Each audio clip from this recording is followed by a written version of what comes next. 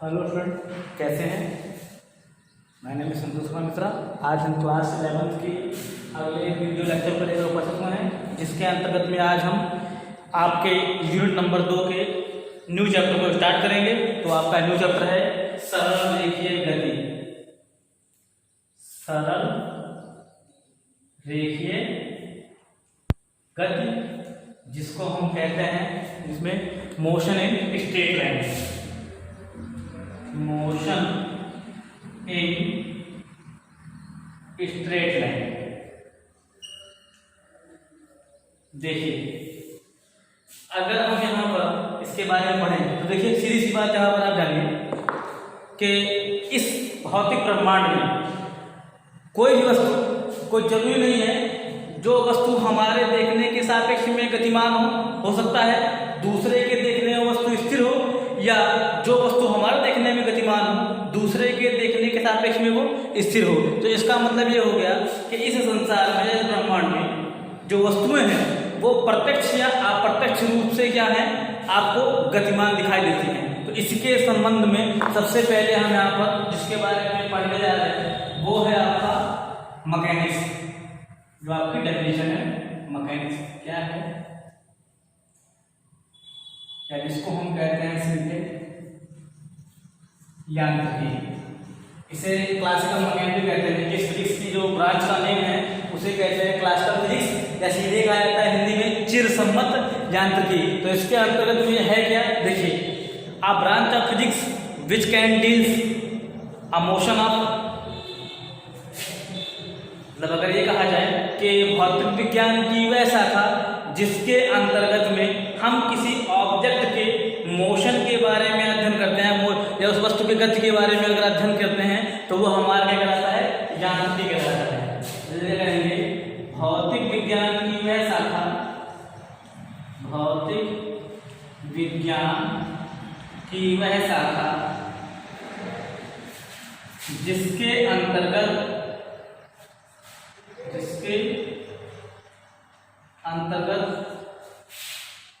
वस्तु की गति का अध्ययन किया जाता है,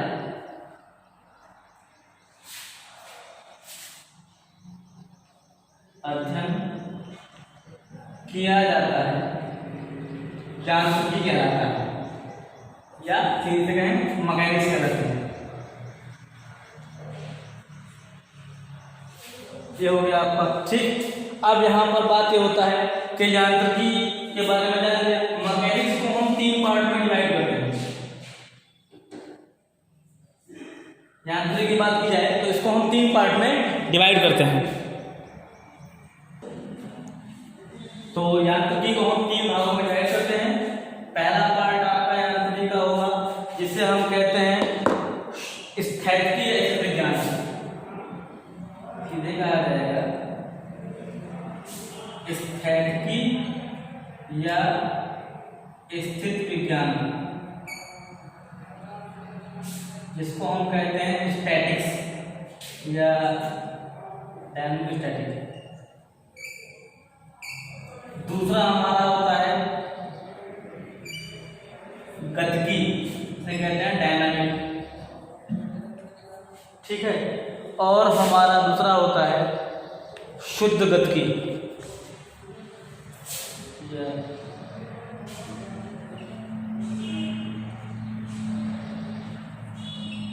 जिसको हम कहते हैं काइनेमेटिक्स या गतिकी विज्ञान से कहते हैं। तो अब देखिए, इन तीनों ब्रांच के बारे में हम यहाँ जानेंगे। तो सबसे पहले हमारी ब्रांच क्या है, स्थिर विज्ञान, ठीक है। इसके बारे में हम डिफाइन करते हैं क्या होता है हमारा स्थिर विज्ञान। देखिए, स्थिर विज्ञान की अगर परिभाषा देखें हम,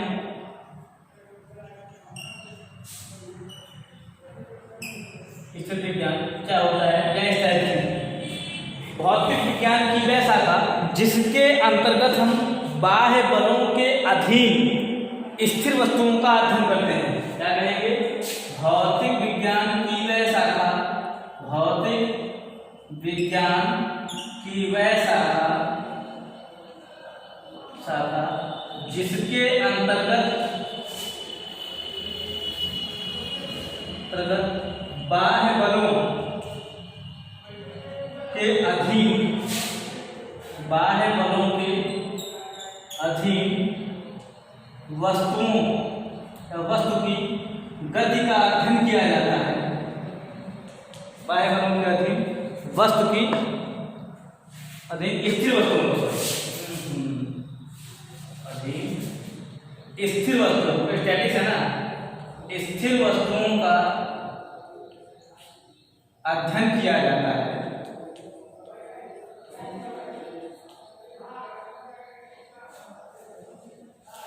स्थैतिकी कहलाता है, स्थैतिकी या स्थिर विज्ञान कहलाता है। ये हो गया आपका स्थिर विज्ञान। दूसरी ब्रांच कौन सी है आपकी? शुद्ध गति, जिसको कहते हैं काइनेमेटिक्स। काइनेमेटिक्स क्या होती है? भौतिक विज्ञान की वह शाखा जिसके अंतर्गत हम उत्तरदायी, भाई एक जाहिर सी बात है, हम यहाँ पर क्या करते हैं, उत्तरदायी कारकों पर निर्भर किए बिना वस्तु की गतियों का अध्ययन करते हैं। यांत्रिकी की वह शाखा जिसके अंतर्गत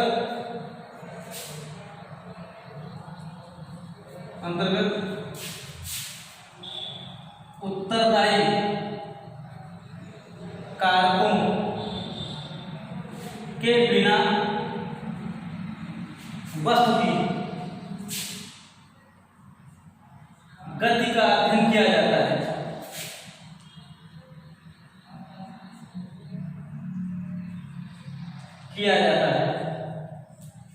शुद्ध गति कहलाता है।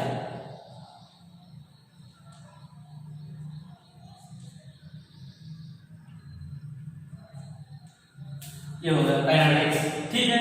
अब इसके बाद तीसरा जो आपका होता है वो होता है क्या? गति विज्ञान, क्या कहते हैं? डायनेमिक्स। वो क्या होता है देखिए,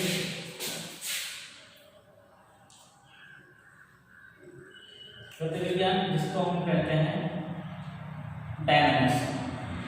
डायनेमिक्स क्या होती है देखिए, यांत्रिकी की वह शाखा, यांत्रिकी की वह शाखा जिसके अंतर्गत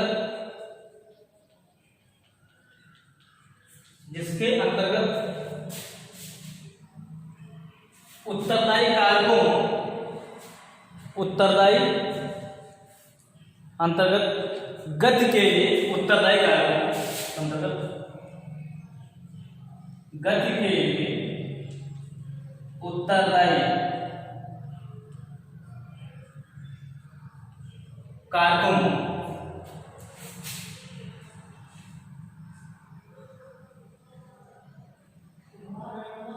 उत्तरदायी कारकों की स्थिति में वस्तु की गति का अध्ययन किया जाता है। वस्तु की गति का अध्ययन किया जाता है, अध्ययन किया जाता है, गति विज्ञान कहलाता है।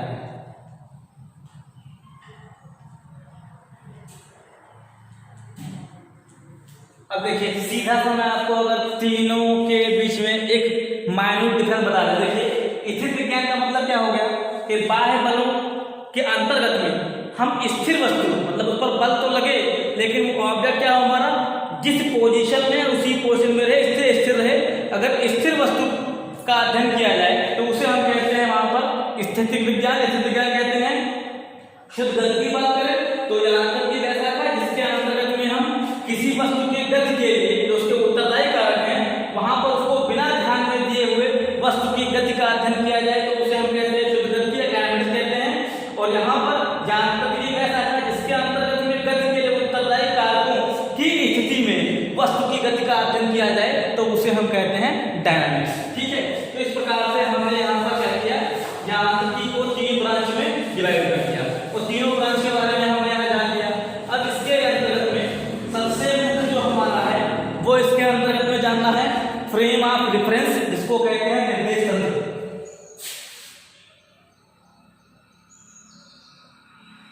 फ्रेम ऑफ रेफरेंस, जिसको हम कहते हैं निर्देश तंत्र। ये है क्या चीज, इसके बारे में अगर सीधा सागर जाए, देखिए अगर मान लिया जाए, जैसे खासकर आप सबने ऊष्मागतिकी या ऊष्मा के बारे में पढ़ा होगा, तो वहाँ पर कुछ परिभाषाएं आपको बताई गई होंगी। तो जो कि थर्मोडायनामिक्स हम फर्स्ट में पढ़ेंगे, लेकिन क्योंकि ऐसा है उसको बताने से पहले हम आपको बताते हैं। यहाँ पर एक चीज होता है जिसको हम कहते हैं निकाय। निकाय का मतलब होता है सिस्टम। सिस्टम क्या है, देखिए जैसे एग्जांपल के लिए समझिए, ये इतनी बड़ी दीवार है, इस दीवार में ब्लैक बोर्ड कितना है, इतना ब्लैक बोर्ड है, ठीक। इसका मतलब ये है कि मुझे सीमित कर दिया गया है कि मैं यहां से लिखूं और यहां तक लिखना बंद कर दूं। तो इसका मतलब क्या है, मेरी सीमाओं को बांध दिया गया है। लेकिन दीवार तो इतनी बड़ी है, लेकिन दीवार में इसकी बाउंड्री क्लियर है कि ब्लैक बोर्ड इतना है। इसका मतलब क्या है, जिस पर मुझे वर्क करना है उसकी बाउंड्री सीमित होती है। उस सीमित परिबद्ध क्षेत्र को हम क्या कहते हैं, सिस्टम कहते हैं या फिर निकाय कहते हैं। तो इसका मतलब ये हुआ, जब हम फ्रेम ऑफ रेफरेंस की बात करते हैं तो कोई वस्तु गति की अवस्था में है या कोई वस्तु स्थिर अवस्था में है, इन सब स्थितियों के अवलोकन के लिए हमको जरूरत पड़ती है किसकी, निर्देश तंत्र की या फ्रेम ऑफ रेफरेंस की। क्यों, फ्रेम ऑफ रेफरेंस एक ऐसा सिस्टम या निकाय है जिसके अंतर्गत में हम वहां पर समय के सापेक्ष में उस वस्तु की स्थिति में होने वाले परिवर्तन का अध्ययन करते हैं और जिसके संगत में हमें पता पाते हैं कि वस्तु गति की अवस्था में है या विराम अवस्था में है। इस स्थिति के लिए जिस सिस्टम या निकाय का यूज करते हैं उसे हम कहते हैं निर्देश तंत्र कहते हैं या फ्रेम ऑफ रेफरेंस कहा जाता है। तो इसका मतलब क्या हो गया, सीधी सी परिभाषा अगर लिखी जाए, किसी गतिमान कण की स्थिति का निर्धारण करने के लिए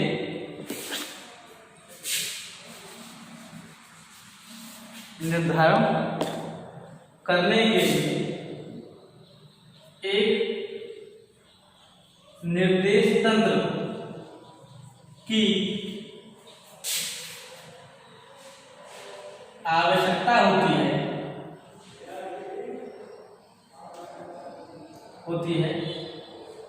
आवश्यकता होती है जिसे निर्देश तंत्र कहते हैं।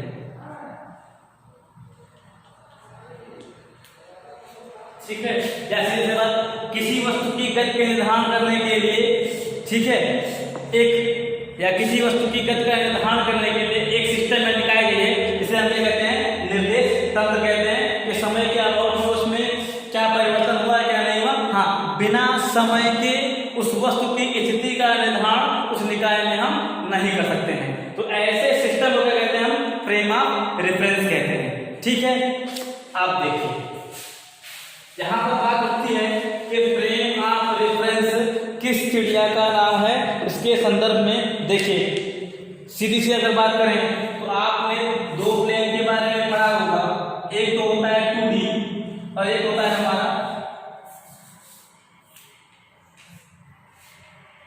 X।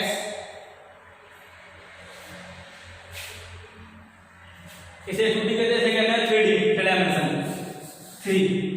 देखिए किसी वस्तु की स्थिति का जब निर्धारण करते हैं तो जाहिर सी बात है हम वहां 3D पेन को लेते हैं। अब ये निर्भर करता है जितने एक्सिस के अबाउट में मूव करेगा उसी के अबाउट में हम उसको वहां पर परिभाषित करते हैं। तो आप यहां पर ध्यान दीजिए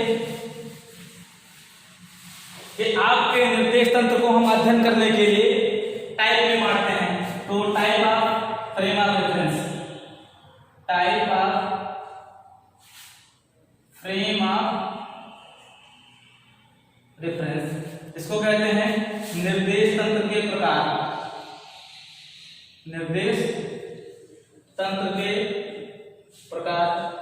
अब बात ये उठती है निर्देश तंत्र कितने प्रकार के होते हैं, तो देखिए फ्रेम ऑफ रेफरेंस आपका दो टाइप का होता है। कौन कौन सा, पहला होता है इनर्शियल फ्रेम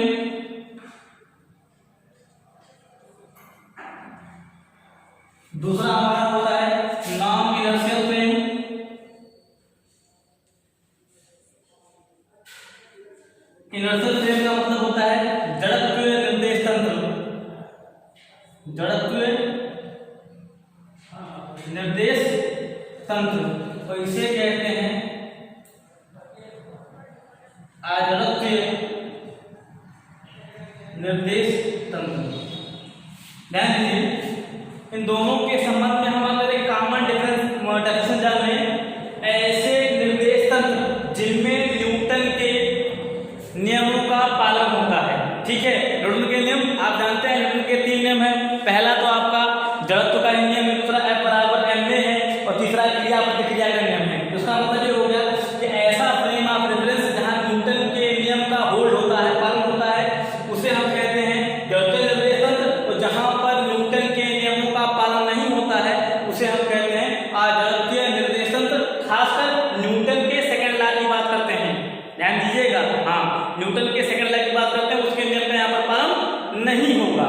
जैसे अचानक के समझा जाए, अगर पूरे पृथ्वी या भौतिक ब्रह्मांड में अगर बात की जाए न्यूटन के नियम की, तो जाहिर सी बात है जहां तक भार आपको महसूस होगा न्यूटन के नियम का पालन होगा। लेकिन कोई ऐसी स्थिति जहां पर आपको अपना भार शून्य प्रतीत होने लगे, आप तुरंत जान जाइएगा कि आप फ्रेम ऑफ रेफरेंस से बाहर हो जाएंगे। और वो कौन सा फ्रेम होगा? वो नॉन इनर्शियल फ्रेम होगा। इसके आगे जो और परिभाषाएं हैं उसको हम कल जानेंगे। Thank you watching for this.